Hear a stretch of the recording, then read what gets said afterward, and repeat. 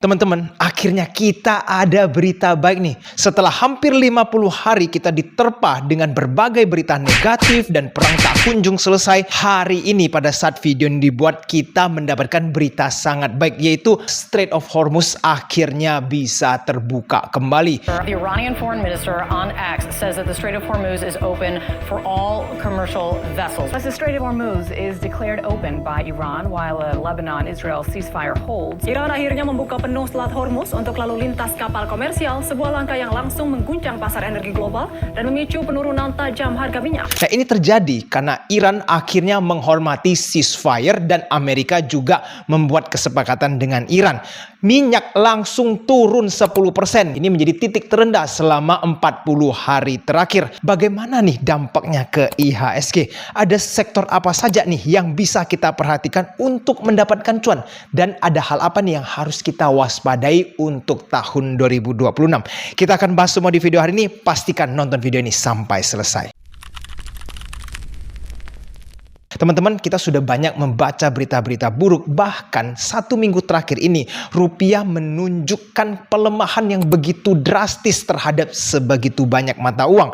Mulai dari US dollar, Australian dollar, Singapore dollar, Malaysian ringgit, dan bahkan baru-baru ini Chinese yuan juga ikut-ikutan menguat terhadap rupiah. Sepertinya Indonesia sedang menghadapi masalah nih. Walaupun government banyak sekali mengatakan Indonesia baik-baik saja, ekonomi masih bertumbuh dengan pesat, daya beli masih aman, tetapi rupiah malah menunjukkan sebaliknya. Nah, kita nggak tahu nih yang mana harus kita percaya. Menurut teman-teman, apakah Indonesia masih baik-baik saja atau ternyata ada masalah yang masih ditutupi? Nah, tetapi teman-teman, akhirnya dari segi geopolitik, yaitu dari faktor eksternal memberikan kabar gembira, yaitu adanya ceasefire, minyak turun, energi krisis bisa saja mulai reda. Harapan saya, ceasefire ini bisa berlanjut sampai ke perdamaian, world peace. Tapi teman-teman, menurut saya jangan terlalu gegabah. Jangan karena ini berita baik langsung teman-teman hajar saham all in dan tidak mempunyai trading plan yang jelas. Karena ingat, perubahan drastis selalu terjadi selama Donald Trump masih menjadi presiden. Ini bukan pertama kalinya dalam sehari minyak turun 10%. Karena adanya ceasefire ini dan membuat minyak sampai di bawah 90, kita harus memanfaatkan momentum jangka pendek. Nah, teman-teman, kita langsung saja nih, sektor apa yang menarik untuk kita perhatikan di IHSG, siapa tahu bisa memberikan cuan. Di video hari ini saya akan membagikan 3 sektor yang wajib teman-teman perhatikan karena siapa tahu bisa memberikan kita cuan yang cukup besar. Saya akan bahas pertama dari sektor banking. Banyak analis yang ada mixed feeling terhadap sektor banking. Sebagian mengatakan banking itu lemah dan masih tidak menarik, dan beberapa analis mengatakan banking sudah murah, fundamentalnya menarik, sudah saatnya borong. Bahkan dari awal tahun udah disuruh borong. Harus percaya yang mana? Nah, menurut pandangan saya teman-teman, nanti banking baru akan pesta dengan signifikan di tahun 2027. Kenapa? Berdasarkan analisa saya, inflasi itu sudah tidak terelakkan karena durasi harga minyak tinggi itu sudah lebih dari 40 hari. Jadi nanti laporan untuk bulan-bulan yang akan datang, harga akan terlihat naik. Barang-barang memang sudah terlanjur naik dan itu akan mengkontribusikan ke inflasi, teman-teman. Nah, ini akan semakin parah jika perang tidak selesai. Ingat, penurunan harga minyak ini dikarenakan ceasefire, gencatan senjata, bukan karena perangnya sudah selesai. Kita tidak tahu nih beberapa minggu ke depan apakah Donald Trump akan melakukan hal-hal gila baru. Tetapi sementara ini, let's take the win. Dunia bisa kembali bernapas dengan lega. Banking strateginya adalah kalau teman-teman kepingin beli untuk trading ataupun investasi, sebaiknya beli di akhir tahun 2026. Karena nanti potensi inflasi akan naik cukup tinggi, akan terjadi di tahun 2027. Nah, pada saat inflasi semakin meningkat teman-teman, suku bunga itu sudah pasti harus naik untuk melawan inflasi tersebut. Nah, secara historis teman-teman, pada saat suku bunga proses dinaikkan, saham banking naiknya sangat signifikan. Contohnya pada saat era COVID, suku bunga terus terjadi kenaikan. Apa yang terjadi pada saham BCA, Mandiri, BRI, dan juga BNI? Semuanya mencapai all time high. Lalu pada saat suku bunga terus dipangkas seperti saat sekarang ini, saham banking jebol cukup dalam. Dan ditambah dengan adanya outflow, makanya sekarang saham banking kita jebol semua. Nah, jadi kapan nih saham banking bisa berpesta? Pada saat nanti suku bunga akan dinaikkan dan terus proses dinaikkan, disitulah baru akan berpesta. Kira-kira kapan? Mungkin menurut saya di tahun 2027 akan terjadi. Jadi sekarang di awal 2026 ini kita bisa putar dulu di sektor lain, tapi jangan lupa sama saham banking. Akhir dari 2026 ini teman-teman kalau mau beli secara agresif boleh, but not now. Nah, kita lanjut nih teman-teman untuk sektor yang kedua. Menurut saya yang menarik adalah sektor komoditas. Komoditas itu kan banyak sekali pilihan. Untuk sektor komoditas ada dua yang menurut saya teman-teman bisa perhatikan lebih serius, yaitu adalah sawit dan juga tembaga dan timah.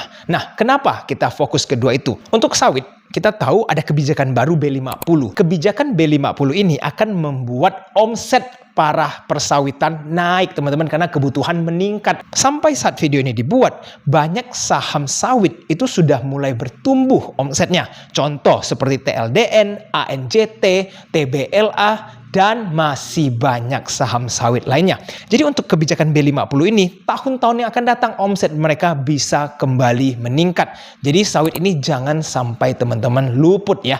Nah, kedua teman-teman bisa fokus untuk tembaga dan juga timah, terutama tembaga. Kenapa teman-teman? Kebutuhan AI dan data center itu terus meningkat dan mereka membutuhkan tembaga. Jadi selama kita masih di dalam AI race ya, semua ini berlomba-lomba menciptakan AI, meningkatkan data center. Semua ini perang data. Makanya data center banyak sekali yang muncul kan, orang berinvestasi di data center. Jadi kebutuhan tembaga semakin tinggi. Dan kita Indonesia juga cukup kaya akan tembaga. Jadi teman-teman ini sesuatu yang tidak boleh dilupakan. Nah, untuk komoditas seperti coal dan juga emas ini agak volatile. Karena mereka akan sangat tergantung dengan harga minyak. Jadi nanti kalau misalkan minyak turun lalu coal mulai turun, ya saham-saham coal bisa turun. Tapi teman-teman masih layak untuk perhatikan coal dan juga emas. Kalau selama dolar terus menguat terhadap rupiah, maka sektor komoditas masih akan menarik. Oke, kita akan lanjut teman-teman untuk sektor yang ketiga. Apa yang bisa kita perhatikan? Yaitu adalah sektor konglomerasi. Nah, buat teman-teman yang sudah selama ini ikuti Easy Invest di Instagram maupun di Telegram ataupun di YouTube, pasti masih ingat kita mulai mengurangi posisi yang ada di saham konglo. Bahkan saya masih ingat di IG Live saya minta untuk move on dari saham konglo. Dan itu ternyata keputusan yang benar. Lihat di awal tahun 2026 ini saham konglo berguguran, apalagi kena kasus MSCI. Nah, kenapa sekarang saya mulai kembali melihat saham konglo? Karena sudah banyak pembenahan di IHSG. Kita sudah bisa lihat nih pemegang saham yang 1% lebih, udah ada list HSC dan lain-lainnya. Nah, artinya apa? MSCI tidak akan menurunkan kita menjadi frontier market. Tapi teman-teman, ada hal yang harus diwaspadai. Bisa saja MSCI memangkas bobot IHSG dari segi persentasenya. Jadi bobot MSCI untuk Indonesia bisa dikurangin. Nah, kalau itu sampai terjadi, maka outflow masih akan berlangsung. Dan kalau itu terjadi tentunya pressure di saham-saham blue chip masih akan berlanjut. Yang kena siapa nih teman-teman? Kalau asing keluar, ya pasti pertama banking. Karena asing masih punya posisi cukup banyak di saham-saham banking. Tapi setelah itu semua keluar teman-teman, lokal sudah mulai take over. Setelah itu bisa mulai recover. Nah, untuk saham konglo, jika sentimen MSCI sudah selesai dan nanti lokal sudah mulai pegang kendali, maka teman-teman mereka bisa mulai naikin sahamnya lagi. Dan percayalah, kalau saham konglo mulai bergerak naik dengan cepat, retail itu banyak yang kepancing untuk belanja juga. Nah, dengan karakteristik yang seperti ini, saham konglo itu menarik untuk jangka pendek, bukan untuk diinvestasikan ya. Maka saham konglo layak untuk teman-teman perhatikan, apalagi saham konglo yang dimana mungkin anak perusahaannya itu mau IPO, itu bisa menjadi katalis yang cukup kuat. Dan teman-teman, kita Easy Invest dalam 1 minggu terakhir ini bersyukur juga sudah mendapatkan cuan dari market ya. Walaupun baru rebound 1 minggu, kita sudah mendapatkan cuan dari beberapa saham. Contohnya seperti Japfa, beberapa member sudah menikmati cuan ya. Kita sudah melakukan spekulasi buy yang cukup oke di Japfa dan akhirnya melakukan profit taking. Ada juga SIM teman-teman, di mana kita belanja baru 1 hari masuk besoknya sudah bisa profit taking. Dalam kondisi seperti ini saya rasa itu udah cukup bagus, dan sementara ini saham Bukalapak juga mulai memberikan kita profit dan masih ada banyak saham lainnya. Dan saya percaya mungkin di minggu depan akan banyak pesta di pasar modal karena akhirnya minyak turun, sentimen positif, satu dunia sedang bergembira. Jadi IHSG harapannya juga ikut bergembira. Nah, teman-teman mesti manfaatkan kesempatan ini. Buat teman-teman yang penasaran AJ Invest ini belanja saham apa saja, feel free to join, langsung tanya ke admin AJ Invest admin bagaimana cara bergabung dengan komunitas AJ Invest supaya teman-teman juga bisa merasakan cuan bersama komunitas AJ Invest. Oke, kita lanjut teman-teman. Saya ingin membahas tentang kondisi mental para trader atau para investor yang baru masuk di awal tahun 2026 dan di akhir tahun 2025. Kenapa? Karena menurut saya posisi mereka sekarang kondisinya mungkin loss-nya cukup parah. Bayangkan mereka pada saat masuk tiba-tiba harus mengalami crash 2 kali. Pertama, crash gara-gara isu MSCI. Kedua, crash gara-gara perang. Bayangkan baru masuk ke market, belum sampai setahun udah dihajar 2 kali crash, yang dimana ini masif sekali. Selama 20 tahun terakhir tidak ada nih kasus masalah MSCI.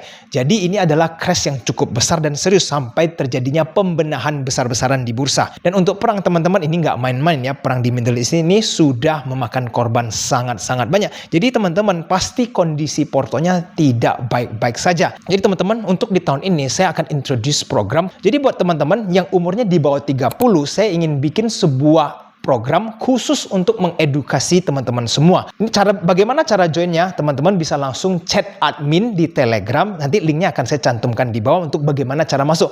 Ingat tidak perlu ada bayar fee, hanya tinggal buka sekuritas nanti akan dijelaskan oleh admin. Nah, apa yang akan saya jelaskan? Bagaimana cara berinvestasi yang benar, aset apa saja yang layak untuk teman-teman beli dan disimpan untuk jangka panjang. Kenapa? Supaya teman-teman punya aset bisa terjaga dari inflasi. Nah, kenapa teman-teman perlu mempertimbangkan hal ini? Supaya pertama, teman-teman bisa mengerti dan memahami bahwa investasi itu bukan lomba-lomba siapa lebih cepat kaya.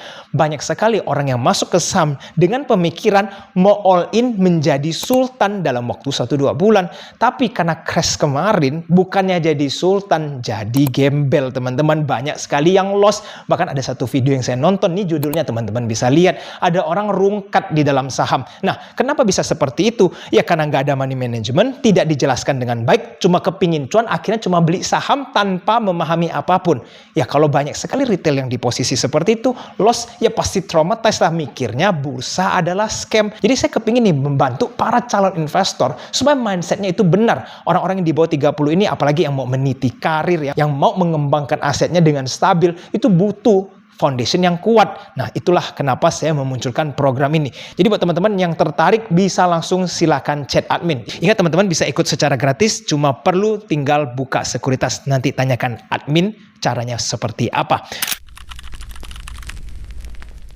Oke teman-teman, kita lanjut. Ada sebuah data yang ingin saya tunjukin ke teman-teman. Sebenarnya ini sebuah indikator bahwa kondisi keuangan masyarakat kita ini semakin buruk dan tidak seindah yang disampaikan oleh media-media sekarang. Semuanya baik-baik saja. Ini teman-teman coba bisa lihat jumlah pinjaman online di Indonesia tembus 100 triliun.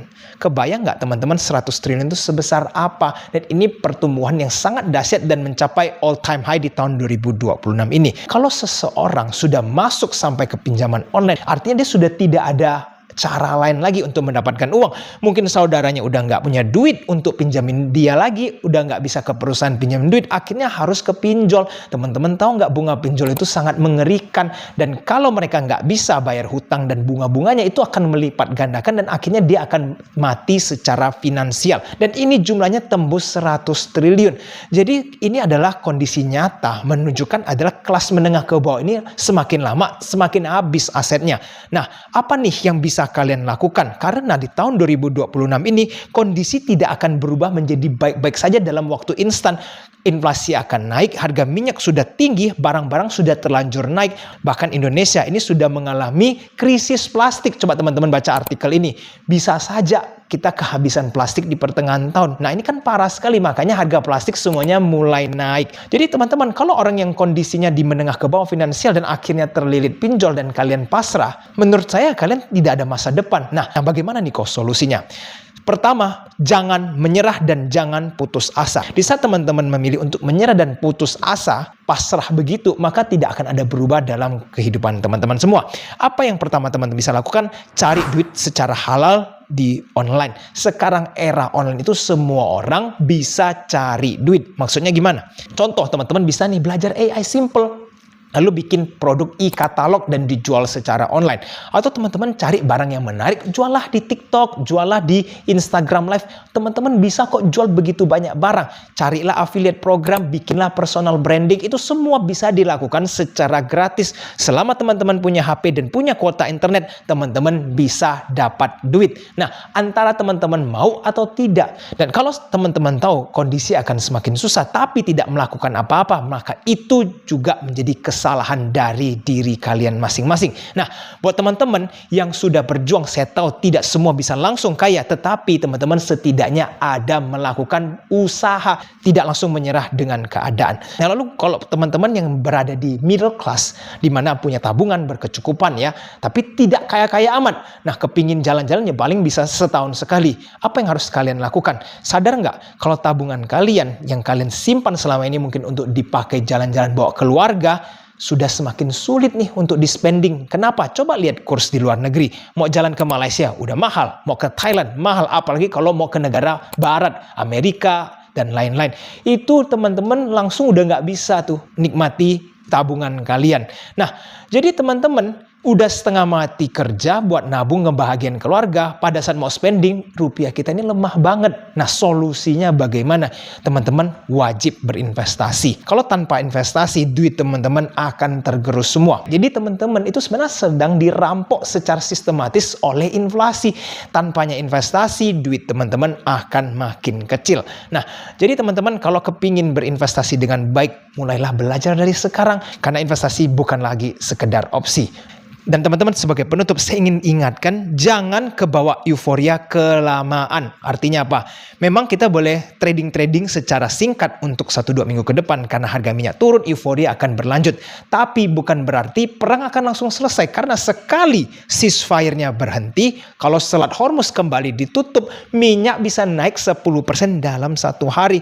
Kalau teman-teman bablas dan tidak punya trading plan yang benar, teman-teman bisa saja kehilangan duit sangat banyak dalam waktu singkat.